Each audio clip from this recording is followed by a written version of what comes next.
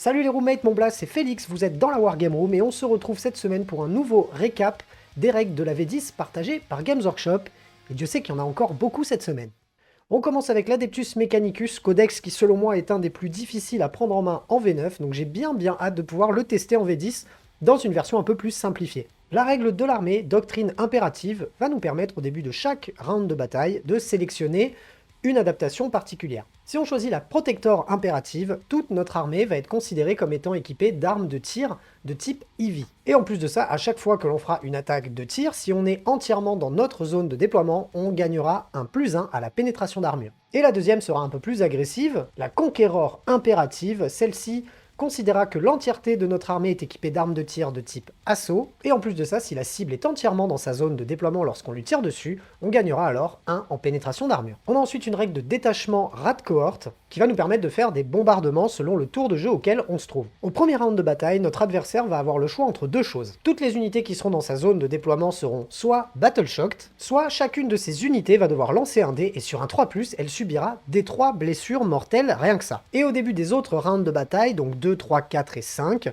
l'adversaire, s'il est dans sa zone de déploiement, va là encore jeter un dé pour chacune de ses unités, et sur du 3+, les unités subiront une blessure mortelle. Et décrit comme ça me paraît quand même assez fort, surtout sans avoir à rien faire d'autre, donc c'est plutôt pas mal, et ça va forcément nous obliger à sortir de notre zone si on veut pas prendre tarif au début de chaque tour. Les Skitarii Vanguard vont se déplacer de 6 avec une endurance de 3 pour 1 point de vie, une sauvegarde d'armure à 5+, un leadership de 7+, et un objectif contrôle de 2. En plus d'un équipement plutôt varié, ils vont avoir accès à plusieurs règles spéciales, en plus d'avoir une sauvegarde invulnérable à 6+, lorsqu'on se trouvera à moins de 3 pas de cette unité, on va avoir notre objectif contrôle qui va être malussé de 1. En plus de ça, selon certains équipements, on va avoir d'autres capacités spéciales, entre autres celle de tenter de récupérer un point de commandement lorsqu'on utilise un stratagème sur cette unité. On va le récupérer sur un 5+, et on ne sait pas encore à l'heure actuelle si on sera limité qu'à une seule récupération de CP par tour, ou si on en aura le droit à plusieurs. Et si l'unité est équipée d'un Omnispex, on gagnera en plus la capacité d'ignorer les couverts sur leurs armes de tir. En plus d'une bonne liste d'armes à disposition, l'unité a quand même des capacités qui sont pas mal, notamment cette récupération de CP. En plus de ça, c'est des unités qui coûtent généralement pas cher, donc je ne serais pas surpris si on en voit pas mal sur la table. Les Sicarian Rustalker auront une règle spéciale qui va leur permettre d'avoir un +1 à leur charge et à leur jet d'advance. Et s'ils sont à moins de 6 pas d'une unité Battle Line, ils auront un bonus de +2 à leur charge et de +2 à leur advance aussi. Le bon Belisarius Call revient avec un mouvement de 6, une endurance de 8, une sauvegarde à 2+, 10 points de vie, un leadership de 6+, et un objectif contrôle de 3. En plus de son arme de tir et de ses armes de corps à corps qui se défendent plutôt pas mal, il va avoir quelques règles spéciales qui vont en faire un perso pas négligeable du tout. Tout d'abord, il aura une invulnérable à 4+, qui va le rendre un peu plus tanky, couplé au fait de récupérer des 3 points de vie perdus au début de notre phase de commandement. Il sera écranté par les autres unités tant qu'il se trouvera à moins de 3 pas d'elle, et le plus important, au début de chacun des rounds de bataille, on va avoir 3 capacités, et on va devoir en sélectionner une pour le tour. La première nous permettra de relancer nos G de 1 aux unités Adeptus Mechanicus qui sont à moins de 6 pas de cette figurine. La deuxième nous permettra de relancer, que ce soit nos jets de morale ou encore nos jets de Battle Shocked autour de lui à moins de 6 pas là aussi. Et la dernière nous permettra de gagner la règle Stealth autour de cette figurine, encore une fois à moins de 6 pas. Quand on lit ces datasheets, on se rend compte que Belisarius Call est là pour ce qu'il fait de mieux, c'est-à-dire buffer l'armée Adeptus Mechanicus, mais mine de rien, si on va le chercher au corps à corps, il faudra pas trop rigoler avec lui. L'Eradication Beamer, arme qu'on retrouve entre autres sur l'Onagre, va avoir 2 modes de tir. Le premier sera Blast Sustain Hit D3, il fera à 36 pas des 6 tirs de force 9, PA-2 dégâts 2, et son deuxième profil aura les mêmes capacités spéciales, sauf que là, ça sera à 18 pas, pour des 6 tirs, une force de 9, une pénétration d'armure de -3 et un dégât de 3, à savoir que la capacité de tir sur l'Onagre et sur cette arme sera de 4+. Et on termine avec 2 stratagèmes qui seront utilisables dans le détachement Rat Cohort. Le premier nous permettra pour un point de commandement à la phase de charge de sélectionner une unité Skitarii qui a Advance, et on va pouvoir charger avec cette unité, à savoir que pour ce faire, il faudra avoir activé la Conqueror impérative. Le deuxième, quant à lui, pour un point de commandement, vous permettra, si vous avez bien sélectionné cette fois-ci au début du round de bataille, la Protector impérative, lors de la phase de tir adverse et lorsque cet adversaire aura choisi une cible, vous allez pouvoir sélectionner une de vos unités Skitarii qui a été prise pour cible, et jusqu'à la fin du tour, vous allez bénéficier d'une sauvegarde invulnérable à 4+. Je suis pas vraiment familiarisé avec ce codex puisque je l'ai affronté qu'une seule fois et je ne l'ai joué qu'une seule fois très brièvement, mais j'ai bien hâte de voir ce que ça va donner sur la table en V10. Et avant d'aller plus loin, je vous invite, si vous ne l'avez pas encore fait, à suivre la chaîne, à mettre un petit pouce bleu sous la vidéo, activer la cloche pour recevoir les notifs et rédiger votre plus beau commentaire. Oui, je sais, je me répète, ça aide énormément la chaîne à progresser. Quant à moi, vous pouvez me retrouver tous les lundis soirs à partir de 20h30 en live sur Twitch. Et si vous voulez aider le studio à grandir et me voir continuer à créer du contenu sur le hobby, n'hésitez pas à vous rendre sur les plateformes de financement participatif, c'est ultra important. Et vous êtes de plus en plus nombreux à rejoindre le projet et ça fait super plaisir. Je vous remercie du fond du cœur. Et on enchaîne avec les Aeldari et leur règle spéciale, qui sera donc Strands of Fate. Ça va nous permettre au début de la bataille de jeter en total 12 dés, et selon le résultat, si on n'en est pas satisfait, on va pouvoir en relancer 11. Si on n'est pas encore satisfait, on va en relancer 10, et ainsi de suite, et ainsi de suite. Une fois qu'on est satisfait de ce jet de dés, on va les garder de côté, et on pourra les utiliser à la place d'un jet de dés, en conservant les valeurs indiquées sur ces dés, donc sans aucune modification possible. Et on pourra les utiliser pour un jet d'advance ou encore un test de battle shock, une charge, un dommage, une touche, une blessure ou encore une sauvegarde d'armure. Et si on joue en détachement battle host, on va avoir une règle spéciale qui fera qu'à chaque fois qu'on sélectionnera une unité de notre armée pour taper ou pour tirer, on va pouvoir le relancer un jet de touche et un jet de blessure. On a ensuite la datasheet du Farseer à pied, donc le Psyker Eldar, qui va bouger de 7 avec une endurance de 3, une sauvegarde à 6+, 4 points de vie, un leadership de 6+, et un objectif contrôle de 1. On aura bien évidemment une sauvegarde invulnérable à 4+, puisque sinon ce bonhomme va pas durer bien longtemps. Et pas de surprise, les pouvoirs psychiques ont été directement inclus dans son profil. Il va en avoir certains qui vont être directement dans le profil des armes, ça sera des sorts offensifs, et il va avoir aussi 2 capacités spéciales psychiques. Le premier, à la phase de commandement, on va jeter un dé, et sur un 2+, on sélectionnera une unité Aeldari à moins de 12 pas de notre Psyker, et lorsque notre adversaire ciblera cette unité, il aura un -1 pour la blesser. Et en deuxième capacité psychique, une fois par tour, lorsqu'on utilisera un dé du destin avec une unité qui est à moins de 12 pas de ce Psyker, la valeur de ce dé sera automatiquement un 6. Les gardiens défenseurs auront quant à eux droit à 2 profils séparés, un pour les personnages et un pour les plateformes d'armes de tir. Ils vont bouger de 7 pour 3 d'endurance, une sauvegarde à 4+, un point de vie, un leadership de 6+, et un objectif contrôle de 2, à savoir que les plateformes n'auront aucune capacité d'objectif contrôle, mais auront bien 2 points de vie. En plus de leur arsenal, ils vont avoir une capacité spéciale. À la fin de chacune de nos phases de commandement, on va pouvoir, pour chaque unité qui contrôleront des objectifs sur la map, jeter un dé du destin supplémentaire. On a ensuite le profil du canon prisme, qui va avoir 2 profils différents qui tireront tous les deux à 60 pas. Le premier sera une arme à blast qui fera 2 D6 tirs, pour une force de 6, une pénétration d'armure de -1 et un dégât de 2. Quant à la seconde, elle va nous permettre de faire 2 tirs de force 18, pour une pénétration d'armure de -4 et un dégât de 6. On va pas rigoler celui-là. La capacité de tir de ce canon prisme sera de 3+, et en plus de ça, une petite règle spéciale qui va nous permettre de prendre les mesures ainsi que la visibilité d'une cible au travers d'un autre canon prisme. C'est-à-dire que si on en a un qui est complètement hors de portée et qu'un autre est en visibilité d'une cible et à la portée dessus, eh bien on va pouvoir tirer depuis ce canon prisme-là, sans pour autant l'utiliser directement. Et on a eu le droit au Fire and Fade, puisque ça n'est plus une règle automatique chez les Aeldari, qui était quand même clairement assez énervé, il faut se le dire, même si c'était aléatoire, puisqu'il fallait jeter un dé, c'était quand même une règle qui était assez forte, puisqu'on avait la possibilité de se barrer après avoir tiré. Cette fois-ci, c'est un stratagème qui coûte 2 points de commandement, et ça nous permettra de faire un mouvement normal avec une unité à la fin de la phase de tir, à savoir qu'on n'aura pas le droit de rentrer dans un transport grâce à ce mouvement, et en plus de ça, bien évidemment, si l'on est engagé au corps à corps, on ne pourra pas le faire, on ne pourra pas non plus le faire sur les avions, et quoi qu'il arrive, si on le fait, on n'aura pas le droit de déclarer de charge derrière. La question que je me pose par rapport aux Aeldari,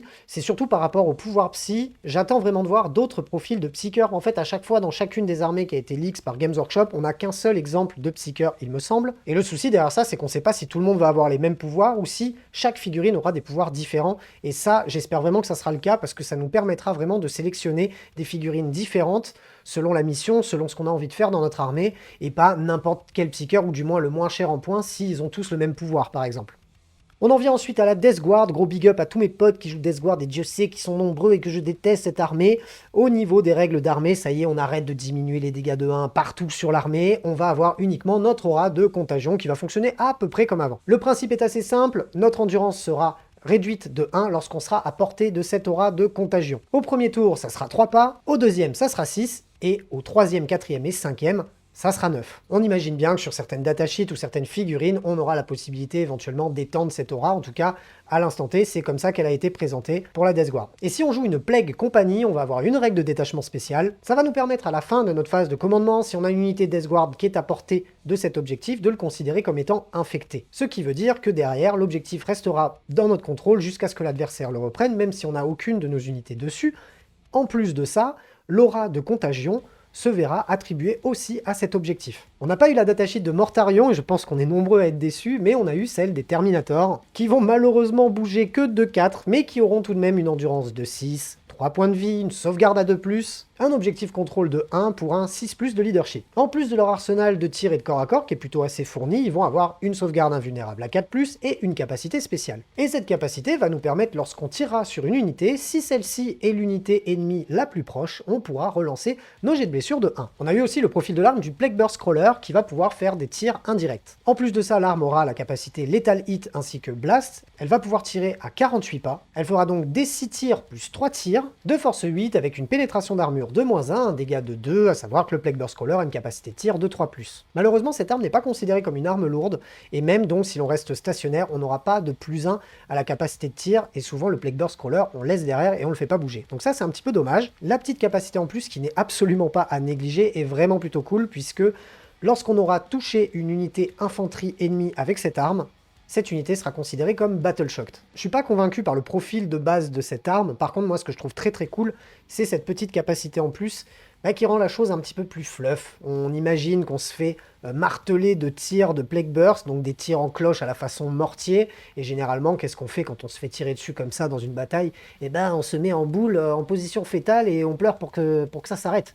Et je trouve que du coup la capa colle plutôt à ce qui se passerait en vrai, on va dire. Pour finir, on a eu le droit à un stratagème qui va s'utiliser à la phase de combat pour un point de commandement. On va pouvoir sélectionner une unité de Death Guard qui n'a pas encore été sélectionnée pour taper, et jusqu'à la fin de cette phase, l'unité qui sera sélectionnée pour taper ajoutera la capacité Sustain Hit 1 à ses armes de corps à corps. Et quand on sera à portée d'un objectif infecté, on va avoir ce Sustain Hit, mais cette fois-ci de 2, et ça, je trouve ça vraiment plutôt cool. On se rend compte que la Death Guard va pouvoir très très bien camper ses objectifs, et quand on va vouloir venir la chercher au corps à corps, on va quand même avoir beaucoup de mal à la dégager, ou du moins, on va se prendre un gros tarif derrière, et ça, c'est plutôt sympa.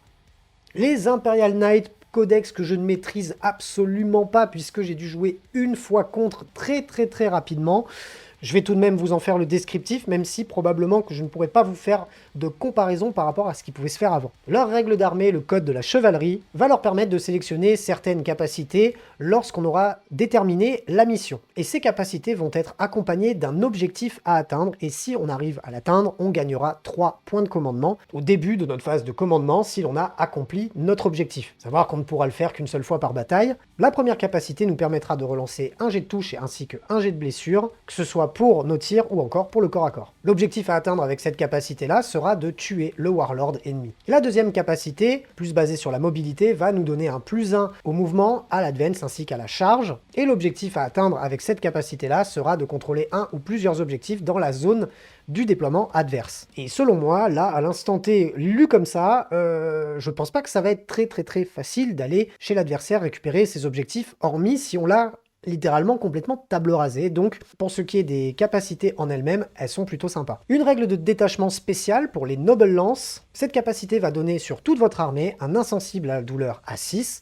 à savoir qu'en plus si l'on est honoré, c'est-à-dire si on a atteint l'objectif de nos capacités de début de partie, on améliorera cet insensible à la douleur à 5+. Et quand on commence à avoir un paquet de points de vie, puisque chaque Imperial Knight est à minimum 12 points de vie, ça commence à être pas mal de pouvoir sauvegarder autant de dégâts. Et en parlant de petits, on va pouvoir parler des Armiger Warglaive, puisqu'on a eu leur datasheet. On est sur des figurines qui bougeront de 12, avec une sauvegarde d'armure de 3+, 12 points de vie, une endurance de 10, un leadership de 7+, et un objectif contrôle de 8. En plus de leur arsenal de corps à corps et de tir, qui est pas négligeable, puisqu'on a une Thermal Lens qui est quand même Melta 4, c'est assez rigolo, on a quand même des armes aussi de corps à corps qui permettent de faire soit du balayage, soit des coups un petit peu plus forts. Mais le plus intéressant là-dedans, c'est qu'on a une invulnérable à 5+, contre les armes de tir. On a tout de même un profil dégressif, puisqu'on a pas mal 2 points de vie, donc on aura une capacité de tir qui sera amoindrie de 1 lorsqu'on atteindra ce palier. Mais ils vont avoir la possibilité, lorsqu'ils auront effectué un mouvement de charge, de gagner la capacité Sustain Hit 1 sur leurs armes de corps à corps. Ils auront aussi la capacité d'exploser quand ils meurent, bien évidemment, et ils feront des 3 blessures mortelles autour d'eux. À voir sur les armigers un peu plus orientés vers le tir, en tout cas, ces petites figurines-là vont faire quand même assez mal à mi-distance et au corps à corps, et j'ai hâte de voir ce que ça va donner sur la table. On enchaîne avec Canis Rex. Alors lui, c'est simple les gars, je suis désolé, je ne l'ai jamais vu, je ne pourrais même pas vous faire la comparaison avec ce qu'il faisait avant. En attendant, il a une flopée d'arsenal de tir et de corps à corps, je vais passer là-dessus. Vous l'avez à l'image, il va faire un mouvement de 10 pour une endurance de 12, une sauvegarde d'armure à 3+, 22 points de vie ainsi qu'un leadership à 5+, pour un objectif contrôle de 10. Celui-là, quand il explosera, il fera quand même des 6 mortels autour de lui, faut pas déconner, c'est un assez gros bonhomme. Il aura lui aussi une invulnérable à 5+, et un profil dégressif. Il va avoir la capacité spéciale lorsqu'il fera des attaques sur un 5+, à son jet touche de systématiquement faire des critical hits. Mais sa capacité la plus sympa, c'est qu'une fois par tour, on va avoir la possibilité de dépenser un stratagème sur lui pour 0 PC, et même si on a déjà utilisé ce stratagème à cette phase. Je ne saurais quoi vous en dire, moi ma principale question au niveau de ces figurines-là, c'est qu'elles sont gigantesques. Est-ce que les tables seront aussi fournies qu'en V9? Est-ce qu'on aura plus de facilité à se déplacer au travers des décors, puisque avant c'était tout de même la chose la plus délicate. On a eu aussi droit à 2 profils d'armes présents sur les Imperial Knights, notamment le Thunder Coil Harpoon, qui va être une arme anti-monstre 4+, anti-véhicule 4+, et Devastating Wound. On aura une portée de 18 pour un seul tir. Ben oui, c'est un harpon, hein. Une fois qu'on l'a tiré, on l'a plus. Il touchera tout de même sur du 2+, avec une force de 24, une pénétration de -6 et un dégât de 12. Si tu payes ton 1 au tir, t'es dégoûté quoi. Mais l'arme la plus rigolote, c'est le Rapid Fire Battle Cannon, puisque c'est une arme à tir rapide, qui doit faire la taille d'un immeuble, mais qui est à tir rapide. Qui plus est, tir rapide, D6+3. En plus de ça, c'est une arme à blast, elle va tirer à 72 pas de portée, elle fera D6 tirs plus 3, sur du 3+, à force 10, une pénétration d'armure de -1, pour un dégât de 3. Bon, vu la taille du canon, la taille des trucs qu'elle doit envoyer, ah, -1 les gars, sur la PA, vous avez abusé un peu quand même. Et pour finir, on a eu droit à 2 stratagèmes disponibles sur le détachement Noble Lance. Le premier pour 2 points de commandement se jouera à notre phase de commandement. On sélectionnera un Imperial Knight de notre armée qui a perdu 1 ou plusieurs points de vie. Et jusqu'au début de notre prochaine phase de commandement, on va pouvoir augmenter certaines de ses capacités. En gros, hormis ses points de vie, toutes les capacités présentes dans la datasheet seront augmentées de 1. Et en plus de ça, à chaque fois qu'on fera une attaque, on ajoutera 1 à notre jet de touche. Petite restriction tout de même, on ne pourra utiliser ce stratagème qu'une seule fois par bataille. Et si on a réussi notre objectif sur notre capacité spéciale de début de partie et qu'on devient honoré, alors on aura le droit d'utiliser ce stratagème une deuxième fois. Et si on est malin et qu'on joue Canis Rex, on va pouvoir le jouer une fois sur une autre figurine et une fois sur lui, et ça nous aura coûté 0 pour Canis Rex. Maintenant, est-ce qu'on va jouer Canis Rex? Le deuxième stratagème, quant à lui, coûtera 1 point de commandement. On va l'utiliser soit à la phase de tir, soit à la phase de combat. On va sélectionner un de nos Imperial Knights qui n'aura pas encore été sélectionné pour tirer ou pour frapper. Puis on va pointer du doigt une figurine monstre ou véhicule ennemi. Et l'effet est plutôt rigolo puisqu'il va avoir des conséquences. Déjà jusqu'à la fin de la phase, à chaque fois qu'on ciblera l'unité ennemie qui a été pointée du doigt avec notre Imperial Knight qu'on a sélectionné, on va ajouter 1 à son jet de blessure. À savoir que si on arrive à détruire la cible avec ce stratagème, on va gagner 1 point de commandement. Mais si on n'arrive pas à détruire cette unité, on ne pourra plus du tout utiliser ce stratagème de toute la bataille. Là encore, j'ai pas une expertise folle sur ce codex, je l'ai affronté une fois et je ne l'ai jamais joué. Par contre, je salue le geste sur au niveau de certaines règles. On est encore là sur des trucs, on va dire, assez fluff ou du moins assez rigolos et qui vont donner un petit peu de challenge lorsqu'on jouera cette armée. En tout cas, j'ai bien hâte de la retrouver sur la table. Et là, comme ça, je la trouve moins imbuvable que ce que j'ai pu voir au travers de vidéos ou de trucs comme ça. Maintenant, encore une fois, ma crainte principale au niveau de cette armée et des armées qui ont beaucoup de véhicules et des grosses figurines, c'est le fait de pouvoir se déplacer sur le champ de bataille, le fait de pouvoir éventuellement cacher certaines de nos figurines. Ça, il faudra voir ce que ça va donner sur la version parce qu'on ne sait pas encore comment ça va se passer à ce niveau-là. Et on termine avec les Croustibat, les taux, et on commence avec leur règle spéciale pour le bien suprême qui est insupportable à lire. Alors, si votre armée est taux, alors à notre phase de mouvement, on va choisir une unité de notre armée qui sera donc une unité observeur et l'autre qui sera une unité guidée. Ok, donc déjà il va falloir déterminer tout ça. Ensuite, quand on sélectionnera une unité pour tirer, il va falloir en sélectionner une qui sera observatrice et une qui sera guidée. Puisque derrière, on va sélectionner l'unité ennemie sur laquelle on va vouloir tirer en s'assurant qu'elle est à portée des deux unités. Et donc à chaque fois qu'une unité guidée fera une attaque contre l'unité qui a été ciblée, on va augmenter la pénétration d'armure de 1 et on gagnera aussi l'ignore couvert. Et par contre, si on tire sur une unité qui n'aura pas été guidée via une de nos unités qui sera observeur, ben là, cette fois-ci, on va perdre 1 à la pénétration d'armure. Games Workshop, arrêtez d'écrire des règles comme ça, c'est insupportable. Bon, blague à part, je trouve pas ça ouf, en fait, peut-être que j'analyse mal, mais moi je m'attendais à un plus 1 hit ou un truc comme ça, puisque le taux tire quand même pas très bien. Bon, un plus 1 la pénétration d'armure, maintenant qu'on voit que les armes sont mine de rien moins forte, notamment au niveau de la pénétration d'armure, donc on va peut-être pas cracher dessus. Maintenant, il va falloir faire des mouvements, des triangulations mathématiques du jeu tôt, quoi. Rien à déclarer, question suivante. On a eu la règle de détachement Koyon, qui se mettra en place à partir du tour 3, et toutes les armes de tir utilisées par notre armée To Empire vont gagner la capacité Sustain Hit 1. Et en plus de ça, si l'unité est guidée, donc triangulation, hypoténuse, machin, et ben on aura Sustain Hit 2. Bon, c'est cool, c'est bien, mais... Oh, ça me saoule. On enchaîne avec la Pathfinder Team qui, elle, va se déplacer de 7, elle aura une endurance de 3, une sauvegarde à 4+, pour 1 point de vie, un leadership de 7+, et un objectif contrôle de 1. Les armaillons, les drones, les railguns, les grenades, bon bref, il y a une chier d'armes de tir, hein, c'est du taux, vous l'avez à l'écran, mais on a pas mal de règles spéciales, notamment le mouvement scout de 7, qui pour rappel est un mouvement que l'on va pouvoir faire avant le début de la partie, et on aura donc le droit de bouger de 7 pas avant que la partie commence. Une capacité qui est quand même sympa, puisque c'est un peu leur rôle, et je trouve ça vraiment cool d'avoir rajouté ça dans leur datasheet, sinon je trouvais que c'était un peu dommage. Eux, en fait, ils vont avoir la capacité d'être observateurs, mais 2 fois. C'est des cibleurs, ça paraît logique, ça serait bête que tout le monde ait cette capacité-là dans l'armée, et que eux, qui sont un peu là pour ça, et pas un truc en plus. Et ils vont avoir pas mal d'équipements, et selon cet équipement, ils auront des capacités spéciales, notamment le Recon Drone, qui va nous permettre d'avoir une arme de tir drone Burst Cannon, mais qui en plus va donner la capacité à l'unité d'avoir infiltration. Le deuxième équipement nous permettra sur les carabines Pulse d'avoir un +6 à leur portée. Et le dernier équipement permettra de mettre un malus aux unités qui vont vouloir les charger, ils perdront donc 2 à leur charge. C'est plutôt sympa, ils ont tout de même un arsenal qui est assez énervé, ça reste quand même des taux, et en plus de ça, le fait de ne pas pouvoir être chargé trop facilement va les rendre peut-être un petit peu plus durables sur la map, même si ça reste quand même des fruits, si on leur tire dessus, ça tombera. On a eu ensuite le profil de toute une armada de drones, le drone gardien qui est pas mal, puisqu'on va avoir un -1 pour blesser les unités qui seront équipées de ce drone, le plus classique, le gun drone, qui lui sera équipé d'une Twin Pulse Carbine, qui sera Twin Linked et Assaut. Elle aura une portée de 20, 2 tirs sur du 5+, pour une force de 5, pas de pénétration d'armure et un dégât de 1. Il me semble, je veux pas dire de bêtises, mais il me semble qu'avant il fallait tirer sur l'unité éligible la plus proche. Là, on n'a apparemment pas cette restriction-là, donc c'est plutôt cool. Le marqueur drone, qui lui va devenir observateur, hein, grâce à cette magnifique règle d'armée. En gros, lui pourra donc observer à la place d'une unité, et du coup, s'il y a une autre unité à portée et qui, elle, sera... Voilà. Le missile drone, qui, comme son nom l'indique, va envoyer des missiles, aura donc une portée de 30 pour 2 tirs, de force 7, PR-2, dégâts 2, avec une capacité de tir de fruits, vu que ce sera du 5+.